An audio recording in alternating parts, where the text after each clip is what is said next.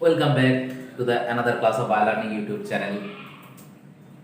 তোমাদের ক্লাস 11 এর যে চ্যাপ্টারটা যে চ্যাপ্টারটা আমি কন্টিনিউ করছিলাম সেই চ্যাপ্টারটা হচ্ছে তোমার রেচন পদার্থ এবং তাদের ডিসকাশন, যেখানে আমরা বিগত ক্লাসে তোমার রেচন পদার্থ, তার টাইপস এবং রেচন তন্ত্রটা আমরা পড়ে ফেলেছিলাম। এবং আমি আগের ক্লাসে তোমাদের বলেছিলাম যে পরের দিনের ক্লাসে মানে আজকের ক্লাসে আমি তোমাদের রেচনের যে গঠ বা রেচন তন্ত্রের যে প্রধান অঙ্গ তোমার বৃক্কের গঠনগত এবং কার্যগত একক সেটা হচ্ছে নেফ্রন। এই নেফ্রন নিয়ে আমি তোমাদের আজকে ক্লাসটা করব। তো চেষ্টা করব যতটা সম্ভব ক্লাসটাকে আগিয়ে দেওয়া যায়। তো আমি প্রথমেই শুরু করি, সেটা হচ্ছে নেফ্রন নিয়ে। বা প্রথমে নেফ্রন সম্পর্কে দু এক কথা বলার পর আমি নেফ্রনের স্ট্রাকচার বা কতগুলো টাইপস আছে সেগুলো বলবো। দেখো, নেফ্রন সম্পর্কে আমরা সবাই জানি যে বৃক্কের গঠন বা গাঠনিক এবং কার্য মানে structural and functional unit of kidney. তাহলে আমরা কি বলতে পারি? নেফ্রনকে প্রথমেই বলতে পারি structural and functional unit. Structural and functional unit of kidney, তাই তো, DNAY। তাহলে স্ট্রাকচারাল অ্যান্ড ফাংশনাল। তাহলে স্ট্রাকচারাল অ্যান্ড ফাংশনাল বলছি কেন না, গঠনগত দিক থেকে গঠনগত এবং কার্যগত। তাহলে বৃক্কের গঠনগত বা গাঠনিক একক বা কার্যগত একক, তাহলে দুটোই হচ্ছে কি না, দুটোই হচ্ছে তোমার এই নেফ্রন। তো তাহলে নেফ্রন দেখেই বুঝতে পারছো যে নেফ্রন খুব একটা গুরুত্বপূর্ণ অংশ বৃক্কের কার্য নিয়ন্ত্রণের ক্ষেত্রে বা বৃক্কের গঠনের ক্ষেত্রে। তাহলে আমরা এখানে নেফ্রন সম্পর্কে বিস্তারিত জানবো, তার স্ট্রাকচার সম্পর্কে জানবো। তোমরা ক্লাস 9-এ কিছুটা জায়গা পড়ে এসছো বা কিছুটা পোরশন পড়েছো, হয়তো ছবিটা দেখেছো, কিন্তু এত ডিটেলসে কিন্তু আমরা দেখিনি। তো আজকে আমরা ডিটেলসে যাব যে সেখানে বৃক্কের তোমার নেফ্রনের গঠন, actually histological and function. Histology, তাহলে নেফ্রনের তোমার কলস্থানিক গঠনটাও আমরা দেখব, কিন্তু তার আগে আমরা বেসিক কয়েকটা জিনিস জেনে নিই। সেটা হচ্ছে একটা যেটা বললাম, সেটা হচ্ছে structural and functional unit of kidney is the nephron. Next চলে আসো লোকেশন। ওকে, লোকেশন কোথায় অবস্থান করছে। আচ্ছা, লোকেশন যাওয়ার আগে লোকেশনটাই দেখো, ঠিক আছে? লোকেশনটাই আমি চলে আসি, যেটা হচ্ছে নেফ্রন দুটো জায়গায় অবস্থান করে। 2 নম্বর হচ্ছে আমার কি লোকেশন বা স্থান, কোথায় অবস্থান করছে, লোকেশন। তাহলে লোকেশনটা আমরা যদি আসি, বৃক্কের দুটো অঞ্চল আমরা দেখেছিলাম। বৃক্কের বাইরের দিকটাকে বলা হচ্ছে কর্টেক্স, ঠিক আছে? দুটো জায়গা অবস্থান করে, 1 এবং 2। কর্টেক্সের দিকে, তাই তো, কর্টেক্সের দিকে অবস্থান করবে। কর্টেক্সের দিকে থাকবে কত পার্সেন্ট? Near about 85% nephron. তাহলে বেশিরভাগ নেফ্রন কর্টেক্সের দিকে বা বৃক্কের বাইরের দিকে অবস্থান করছে, আর বেশিরভাগ অংশই, এই খুব কম সংখ্যক অংশই সেটা হচ্ছে কর্টেক্সের ভেতরের দিকে মানে মেডালার দিকে অবস্থান করে। ভেতরের অংশটাকে বলা হয় মেডালার দিকে, বা যেটাকে বলা হয় জাক্সটা গ্লোমেরুলার অঞ্চল। মেডালার দিকে বা জাক্সটা গ্লোমেরুলার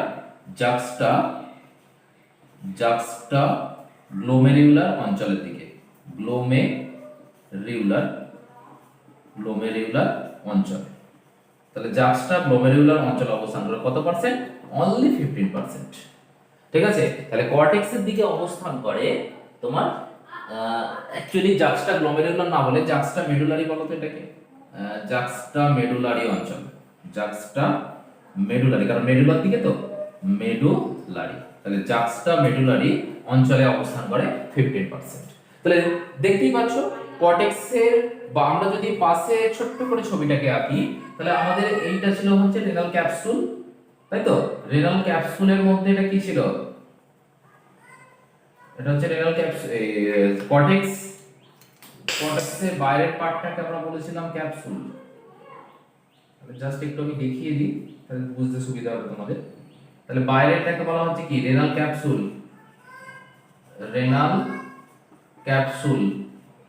ক্যাপসুলের ভেতরে বলা হয়েছিল কি? কর্টেক্স। আর ভেতরের পার্টটাকে, এই পোরশনটাকে বলা হয়েছিল মেডালা। এবার দেখো তাহলে এই কর্টেক্সের বাইরের দিকে, তাহলে বাইরের দিকে যেগুলো থাকছে কর্টেক্সের মধ্যে 85%, যেটাকে বলা হচ্ছে তোমার কি, এটা থাকছে। আর ভেতরের দিক বরাবর বা এই দিক বরাবর থাকছে অনলি 15%, যেটাকে বলা হচ্ছে জাক্সটামেডুলারি রিজিয়ন, তাই তো। আর এখানে তোমার কি ছিল না, এখানে তোমার ছিল হচ্ছে পিরামিড গুলো। ওকে, এখানে তোমার পিরামিড গুলো অবস্থান করতো।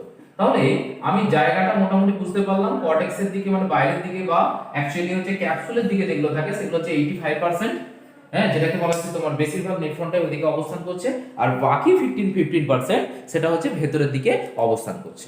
এবার দেখো তাহলে এটা গেল লোকেশন। এবার আমরা যদি চলে আসি সেটা হচ্ছে তোমার সংখ্যা, তাই তো, নাম্বার। তাহলে নাম্বারে যদি আসি যে কতগুলো নাম থাকে নেফ্রন আর কি, নাম্বার নাম্বার তাহলে নাম্বারটা দেখলে আমরা বুঝতে পারবো সেটা হচ্ছে প্রতিটা বৃক্কে প্রায় 10 লাখ, ঠিক আছে, এক একটি বৃক্কে পার কিডনি, তাহলে প্রতিটি বৃক্কে প্রায় 10 লক্ষ নেফ্রন থাকে। অবশ্যই এটা নিয়ে রাখো, মানে প্রায় 10 লক্ষ নেফ্রন থাকে। এবং এই প্রত্যেকটা নেফ্রনকে তুমি যদি খুলে দাও বা পরপর জোড়ো তাহলে প্রায় তোমার 40 মাইল, সরি, হ্যাঁ ঠিকই বললাম, 40 মাইল লম্বা হবে, মানে 40 মাইল লম্বা হয়ে যাবে যদি পরপর জোড়া হয় আর কি। একটা নেফ্রনের শেষ হলো, আবার একটা নেফ্রন, মানে অ্যাকচুয়ালি এগুলো যদি আমি নেফ্রন ধরি তাহলে একটা জুড়লাম, একটা জুড়লাম, একটা জুড়লাম, তাহলে এইভাবে যদি পরপর আমি জুড়ে যাই তাহলে 10 লক্ষ নেফ্রনকে জুড়লে, মানে একটা বৃক্কে যতগুলো নেফ্রন আছে তাদেরকে জুড়লে প্রায় 40 মাইল লম্বা হবে বা 40 মাইল পর্যন্ত লম্বা হবে। তো তাহলে এইটা গেল হচ্ছে কি নেফ্রনের তোমার নাম্বার। এবার আমরা যেটা আসবো সেটা হচ্ছে প্রকারভেদ বা টাইপস, কতগুলো কত রকমের নেফ্রন হয়। ওকে, তাহলে এই টাইপসে আমরা আসবো। টাইপসের মধ্যে দেখো দুভাগে ভাগ করা হচ্ছে, তারপরে পয়েন্ট করলাম আমরা টাইপস। নেফ্রন দু ধরনের হয়, একটা হচ্ছে যেটাকে বলা হচ্ছে কর্টেক্সের দিকে থাকছিল, তাহলে কর্টেক্সের দিকে থাকে এবং মেডালার দিকে থাকে। তাহলে কর্টেক্সের দিকে যে নেফ্রন গুলো থাকে সেগুলোকে বলা হচ্ছে কর্টিক্যাল অর সুপারফিশিয়াল নেফ্রন। তাহলে এক নম্বর কি বলা হলো, cortical, cortical or superficial, cortical or superficial nephron. Okay, cortical বা সুপারফিশিয়াল নেফ্রন, এটা এক নম্বর টাইপ। আর দু নম্বর টাইপ যেটা বলা হচ্ছে, দু নম্বর টাইপ বলা হয় সেটা হচ্ছে তোমার juxtamedullary nephron, juxtamedullary nephron, JUXTAMEDULLARY, juxtamedullary nephron. তাহলে নেফ্রন কয় প্রকার হলো না, দুই ধরনের নেফ্রন হলো। তাহলে আমরা এখান থেকে পার্থক্যটাও করে নিতে পারবো এবং এদের সম্পর্কে আমরা জেনে নিতে পারবো। তাহলে আগে যদি তোমরা একটু ওপরটা লক্ষ্য করো, লোকেশন তাহলে কোথায় ছিল তার উপর ডিপেন্ড করে দেখো কর্টেক্সের দিকে যে নেফ্রন থাকে তাহলে সেগুলোকে বলা হয় কর্টিক্যাল নেফ্রন। তাহলে যেটাই কর্টেক্সে থাকবে সেটা হচ্ছে কর্টিক্যাল নেফ্রন বা সুপারফিশিয়াল নেফ্রন, আর মেডালার দিকে বা জাক্সটা মেডুলারি রিজিয়নে যেটা থাকে সেটা হচ্ছে জাক্সটা মেডুলারি নেফ্রন। তাহলে একটা পজিশনও পেয়ে গেলে। তাহলে এটা হচ্ছে কোথায় থাকবে, এটা হচ্ছে কর্টেক্স, কর্টেক্স। আচ্ছা, এটার কোথায় পেলে, juxtamedullary region, juxtamedullary, medullary region. তাহলে জাক্সটা মেডুলারি রিজিয়নে যেটা থাকে সেটা হচ্ছে তোমার জাক্সটা মেডুলারি নেফ্রন। এবার এর পার্সেন্টেজ কত থাকে, 85%, 85%, আর জাক্সটা মেডুলারি থাকে অনলি 15%। আচ্ছা, তারপরে হচ্ছে তোমার চলে এসো 3 নম্বর যেটা বলা হচ্ছে, এই নেফ্রন গুলো কি হয়, এই নেফ্রন গুলো তোমার আকারে ছোট হয়, ঠিক আছে, এগুলো সরি আকৃতিতে ছোট হয়, আকারে না, আকারটা সবারই একই হয়। এটা হচ্ছে আকৃতি ছোট, তাহলে আকৃতি ছোট, আকৃতি ছোট, মানে এগুলো সাধারণত ছোট ছোট হয়। আর এগুলোর আকৃতিগুলো কি হয়, আকৃতি বড় হয়, আকৃতি বড় হয়। আচ্ছা, এর আরো একটা পার্থক্য আছে, দেহে স্বাভাবিক অবস্থায় মূত্র উৎপন্ন করে। তাহলে কর্টিক্যাল ও সুপারফিশিয়াল কি না, স্বাভাবিক অবস্থায় দেহের স্বাভাবিক অবস্থায়, স্বাভাবিক অবস্থায় মূত্র উৎপাদন করে, মূত্র উৎপাদন করে, স্বাভাবিক অবস্থায় মূত্র উৎপাদন করছে। তাহলে যে যেমন স্বাভাবিক অবস্থা মানে জল সাম্যতা ঠিক আছে, লবণের সাম্যতা ঠিক আছে, ঠিক আছে, সেই মুহূর্তে এই সমস্ত নেফ্রনগুলো কি করবে, মূত্র উৎপাদন করবে। আর অন্যদিকে জাক্সটা মেডুলারি নেফ্রনগুলো আকৃতিতে এমনি বড় হয়, এদের হ্যান্ডলগুলো অনেক বড় বড় হয়, এরা হচ্ছে কি দেহের অস্বাভাবিক অবস্থায় মূত্র উৎপন্ন করবে, দেহের অস্বাভাবিক অবস্থায়, অস্বাভাবিক অবস্থায় অবস্থায় মূত্র উৎপাদন করে, মূত্র উৎপাদন করে। উৎপাদন করে। তাহলে কি বলা হচ্ছে অস্বাভাবিক অবস্থা মানে কি, দেহে যখন জলের পরিমাণটা কম রয়েছে বা দেহে যখন তোমার কি বলবো লবণের সাম্যতা বজায় নেই, তাহলে যখন দেহের অস্বাভাবিক অবস্থায় চলে আসবে সেই সময় এরা কেউ অনশনরত অবস্থায় রয়েছে, খাবার খাচ্ছে না বা জল খাচ্ছে না, বা কেউ উপোস করে আছে, তাই তো এই সময় যখন অস্বাভাবিক অবস্থা হবে তখন যে 15% তোমার নেফ্রন আছে যেটা জাক্সটামেডুলারি রিজিয়নে, তাদের বলা হচ্ছে জাক্সটামেডুলারি নেফ্রন। তাহলে কি পার্থক্য হলো, কর্টেক্স অঞ্চলে থাকলে কর্টিক্যাল ও সুপারফিশিয়াল, জাক্সটামেডুলারি অঞ্চলে থাকলে জাক্সটামেডুলারি। 85% হচ্ছে কর্টিক্যাল, অনলি 15% হচ্ছে জাক্সটামেডুলারি। এদের আকৃতি কর্টিক্যালের আকৃতি হচ্ছে তোমার ছোট আর জাক্সটামেডুলারির আকৃতি হচ্ছে বড়। দেহের স্বাভাবিক অবস্থায় মূত্র উৎপাদন করে যারা তারা হচ্ছে কর্টিক্যাল ও সুপারফিশিয়াল, আর দেহের অস্বাভাবিক অবস্থায় জল সাম্যতা লবণের সাম্যতা যখন বজায় থাকবে না তখন যারা মূত্র উৎপন্ন করে সেটা বলবো জাক্সটামেডুলারি। তাহলে মোটামুটি দেখো একটা পার্থক্য হয়ে গেল দুটোর মধ্যে, যে টাইপসও হয়ে গেল এবং পার্থক্য হয়ে গেল। এবার আমরা কোথায় চলে যাব, এবার আমরা চলে যাব নেফ্রনের বিভিন্ন গঠনের ক্ষেত্রে, বা নেফ্রন দেখতে কিরকম বা নেফ্রনের কতগুলো অংশ আছে, তাই তো স্ট্রাকচার অফ নেফ্রনটা আমরা দেখে নেব। তো চলো আমরা স্ট্রাকচার অফ নেফ্রন কি আছে সেটা একটু জাস্ট দেখে নিই। দেখো আমরা যেটা দেখবো সেটা হচ্ছে স্ট্রাকচার, পরের পয়েন্ট আমাদের আসছে structure of nephron. Structure of nephron খুব গুরুত্বপূর্ণ পয়েন্ট, স্ট্রাকচার অফ নেফ্রন। তাহলে স্ট্রাকচার অফ নেফ্রন আমরা যদি দেখি, নেফ্রনের অনেক বইয়েতে দুটো ভাগ করা আছে, অনেক বইয়েতে তিনটে ভাগ করা আছে। আমি মেনলি তিনটে ভাগই করব স্ট্রাকচার অফ নেফ্রনকে। একটা পোরশন,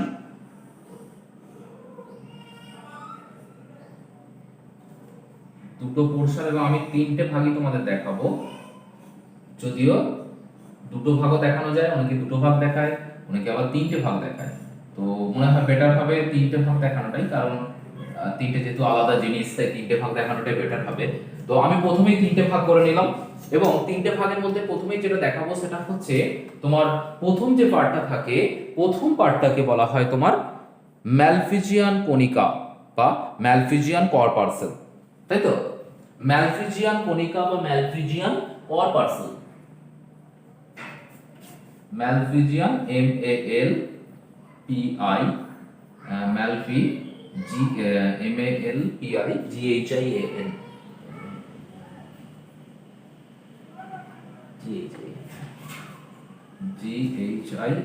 ম্যালফিজিয়ান কর্পাসেল, CORPUSCLES, বা এটাকে বলা হয় ম্যালফিজিয়ান কণিকা বা কণা, ম্যালফিজিয়ান কণিকা বা কণা। এক নম্বর পার্ট। তাহলে এক নম্বর পার্ট হচ্ছে ম্যালফিজিয়ান কর্পাসেল।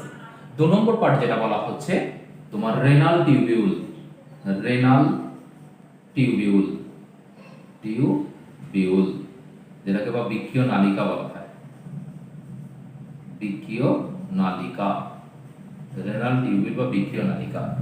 আর তারপরে লাস্ট যেটা থাকবে সেটাকে বলা হচ্ছে কালেক্টিং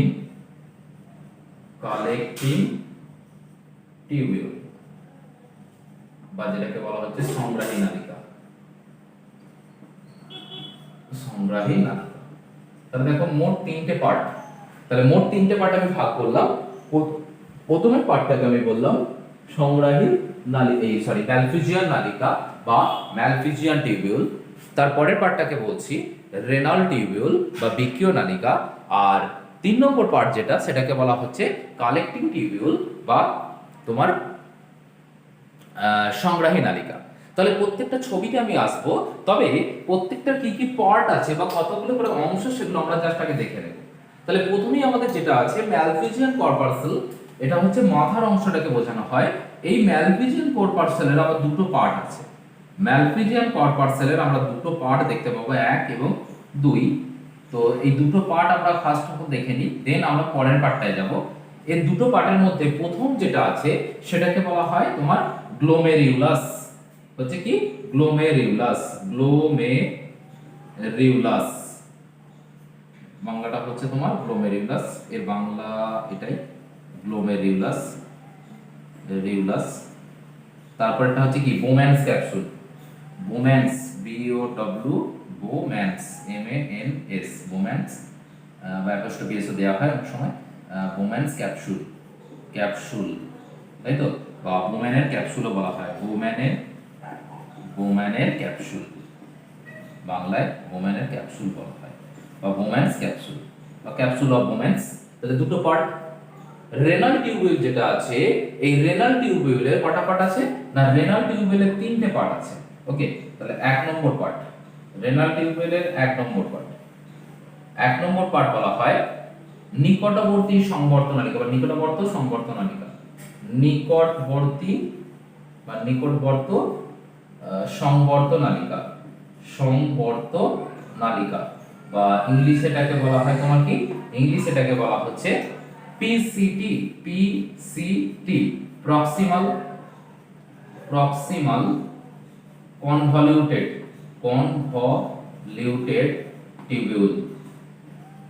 টিউবিউল। তাহলে সংক্ষেপে বলছে কি, নিকটবর্তী সংবর্ত নালিকা বা নিকটবর্তী সংবর্ত নালিকা বা পিসিটি। পরের পার্ট যেটা আছে সেটাকে কি বলা হচ্ছে, পরের পার্টটাকে বলা হচ্ছে তোমার 2 নম্বর পার্ট যেটা আছে সেটা হচ্ছে তোমার লুপ অফ হেনলি, তাই তো, loop of Henle, loop of HENLE, Henle, loop of Henle বা Henry loop. Okay, loop of Henle বা হেনরি লুপ বা হেনলিস লুপ। ওকে, তাহলে হেনলিস লুপও বলে, হেনলিস লুপ। ওকে, তাহলে লুপ অফ হেনলি আর হেনলির লুপও বলা হচ্ছে। আর তারপরের পার্টটা, তারপরের যে পার্টটা পড়ে আছে আমাদের হাতে সেটা হচ্ছে 3 নম্বর পার্ট। এই 3 নম্বর পার্টটাকে বলা হচ্ছে কি তোমার দূরবর্তী সংবর্ত নালিকা বা দূর সংবর্ত নালিকা। তাহলে এটাকে বলা হচ্ছে কি দূর সংবর্ত নালিকা, দূর সংবর্ত নালিকা, দূর সংবর্ত নালিকা, বা যেটাকে সংক্ষেপে বলছে কি ডিসিটি, ডিস্টাল কনভলিউটেড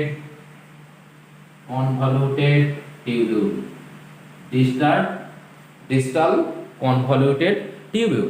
তাহলে দেখো টোটাল বৃক্কীয় নালিকার 3টে পার্ট তোমরা পেলে, সেটা হচ্ছে পিসিটি, হেনরি লুপ, আর 3 নম্বর যেটা বলা হচ্ছে সেটা হচ্ছে ডিসিটি বা ডিস্টাল কনভলিউটেড টিউবিউলস। তাহলে দেখো মোটামুটি আমার পুরো পার্টটা কিন্তু হয়ে গেল। এবার সংগ্রাহী নালিকার কোনো ভাগ নেই। আমি এবার যেখানটায় চলে যাব সেটা হচ্ছে তোমার কি ছবিটা, কারণ ছবির মধ্যে আমাকে দেখিয়ে দিতে হবে সেটা হচ্ছে যে প্রত্যেকটা পোরশন কি কি আছে, বা যে পোরশনগুলো আমি বললাম সেই পোরশনগুলো আমি পাচ্ছি কিনা। তো চলো আমরা ছবিটা একদম শুরু করি, যে ছবিটা যেটা আছে, যে পার্টগুলো আমরা লিখলাম সেই পার্টগুলোর মধ্যে ছবিটার মধ্যে আছে কিনা। তাহলে আমি ছবিটা আঁকি, আঁকলে তোমাদের কাছে বিষয়টা ক্লিয়ার হয়ে যাবে। এটা দেখো, একটা আমি ছোট্ট করে একটা ছবি আঁকছি,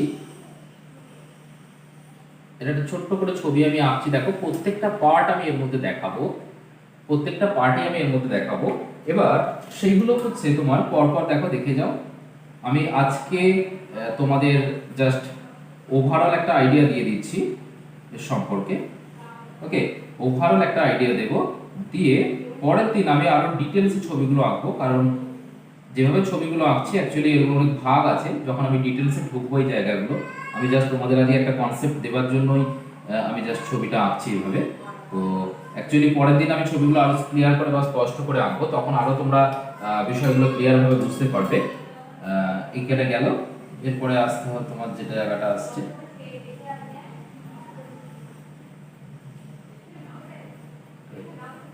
এরকম একটা ছবি আমি আঁকলাম। আশা করি তোমাদের যে জায়গাগুলো আমি বোঝাতে চাইছি বা বোঝাতে চাইবো তোমরা সেই জায়গাগুলো বুঝতে পারবে। এইরকম একটা স্ট্রাকচার আমি আঁকলাম।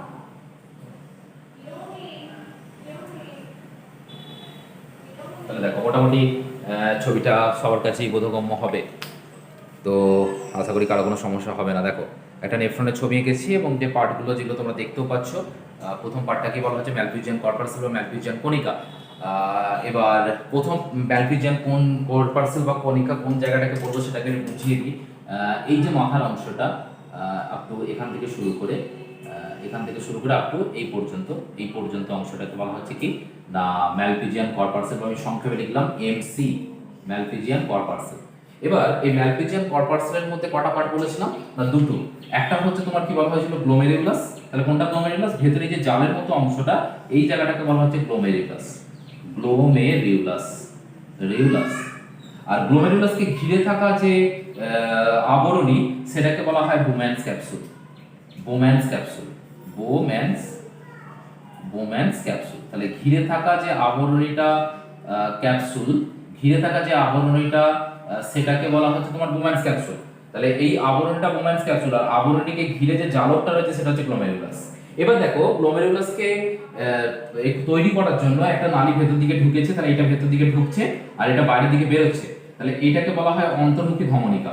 এটা হচ্ছে অন্তর্মুখী ধমনিকা, আর এটা হচ্ছে কি বহির্মুখী ধমনিকা। যেটা ভেতর দিকে ঢুকছে এই অন্তর্মুখী ধমনিকা, আর এটা বাইরের দিকে বেরিয়ে যাচ্ছে সেটা হচ্ছে বহির্মুখী ধমনিকা।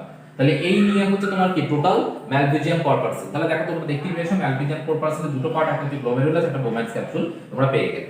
তারপরে কি ছিল, বৃক্কীয় নালিকা তিনটে পার্ট ছিল, যেটা বৃক্কীয় নালিকা তিনটে পার্ট ছিল, পিসিটি, হেনরির লুপ, আর একটা হচ্ছে তোমার কি ডিসিটি। তাহলে আমি যদি দেখি তাহলে বৃক্কীয় নালিকা কোনটা, আচ্ছা বৃক্কীয় নালিকার আগে চলে যাই সংগ্রাহী নালিকা। তাহলে শেষের দিকে একদম যে নালীটা আছে এইটাকে বলা হচ্ছে তোমার কি সংগ্রাহী নালিকা বা কালেক্টিং টিউবিউল, সংগ্রাহী নালিকা বা কালেক্টিং টিউবিউল, কালেক্টিং টিউবিউল বা সিটি, কালেক্টিং টিউবিউল। এবার দেখো এই সংগ্রাহী নালিকা আর তোমার বোম্যান্স এই গ্লোমেরুলাসের মাঝখানে যে নালী মতো অংশটা রয়েছে, তাহলে কোথা থেকে কোথা পর্যন্ত না, তোমার নালীটা দেখো আপ টু শুরু হয়েছে কোথা থেকে, এখান থেকে শুরু হয় এই পর্যন্ত। তাহলে আপ টু এই পর্যন্ত শুরু হয়েছে কোথা থেকে, এখান থেকে। তাহলে এই যে পুরো নালীর অংশটা এটাকে বলা হচ্ছে কি তোমার বৃক্কীয় নালিকা।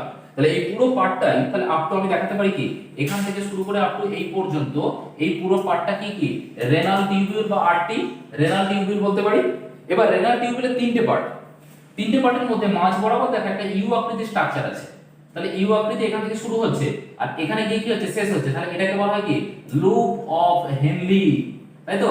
এই ইউ আকৃতির বা ইউ শেপ স্ট্রাকচারটাকে বলা হচ্ছে কি হেনলির loop, the loop of Henle. হেনলির লুপের আগে যে নালীটা আছে প্যাঁচানো, সেজন্য বলা হচ্ছে কনভলিউটেড, প্যাঁচানো এই পুরো নালীটা। তাহলে এখান থেকে শুরু করে গ্লোমেরুলাসের পর থেকে হেনরির লুপ পর্যন্ত এই যে নালীটা, এই পুরো নালীটা কি বলা হচ্ছে কি proximal PCT, proximal convoluted tubules. আবার দেখো হেনরির লুপের পর থেকে কত পর্যন্ত, সংগ্রাহী নালিকা পর্যন্ত এই নালীটাকে বলা হচ্ছে দূরবর্তী, দ্যাট ইজ দ্য ডিসিটি।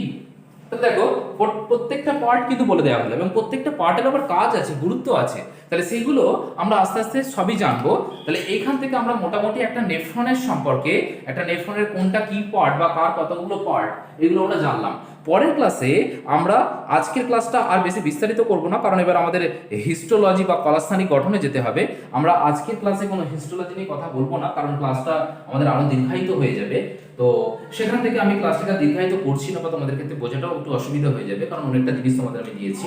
তো আস্তে আস্তে এই জায়গাগুলো পরের দিন আমরা যেগুলো পড়লাম, Malpighian corpuscle, renal tubule, collecting tubule দিয়ে, পরের দিন আমি ক্লাসে এই পুরো স্ট্রাকচারটা আমি পড়াবো, পুরো হিস্টোলজি কলাস্থানিক গঠন যেটা বলা হচ্ছে সেই জায়গাটা পড়াবো। প্রত্যেকটা পার্টের কাজ কি কি আছে, কিভাবে ইউরিন ফর্মেশন হচ্ছে এবং মূত্র কিভাবে তৈরি হয়, তাহলে এই বিষয়গুলো নিয়ে আমি পরের ক্লাসে আলোচনা করব।